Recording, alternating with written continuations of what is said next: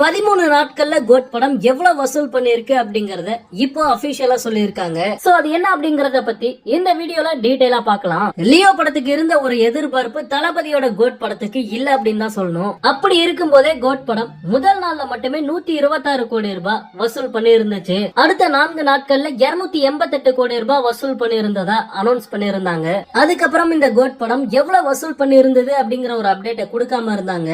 ரசிகர்களும் பாத்தீங்கன்னா அவங்களுக்கு தெரிஞ்ச நியூஸ் எல்லாம் வச்சு கோட் படம் இப்ப வரைக்கும் 400 கோடி வசூலை தாண்டிருச்சு, 500 கோடி வசூலை தொட்டுருச்சு அப்படிங்கிற மாதிரி எல்லாம் சோசியல் மீடியால போட்டுக்கிட்டு இருந்தாங்க. பட் அது எல்லாமே அன்அபிஷியலான நியூஸா இருந்துகிட்டு இருந்தது. ஆனா இப்போ படத்தோட தயாரிப்பு நிறுவனம் அபிஷியலா ஒரு அப்டேட் கொடுத்திருக்காங்க.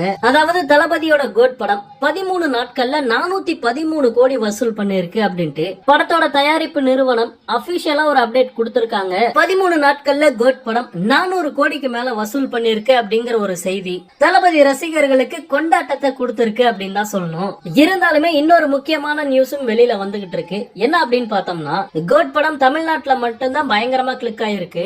மத்த ஸ்டேட்ல கோட் படம் எதிர்பார்த்த அளவுக்கு போகல அப்படிங்கிற மாதிரி ஒரு நியூஸ் பாத்தீங்கன்னா கிடைச்சிருக்கு. லியோ படத்துக்கு தமிழ்நாட்டுல மட்டும் இல்லாம மத்த ஸ்டேட்லயும் பாத்தீங்கன்னா நல்ல வரவேற்பு கிடைச்சது. அதனாலதான் லியோ படத்தால ஈஸியா 600 to 650 கோடி ரூபாய் வசூல் பண்ண முடிஞ்சது.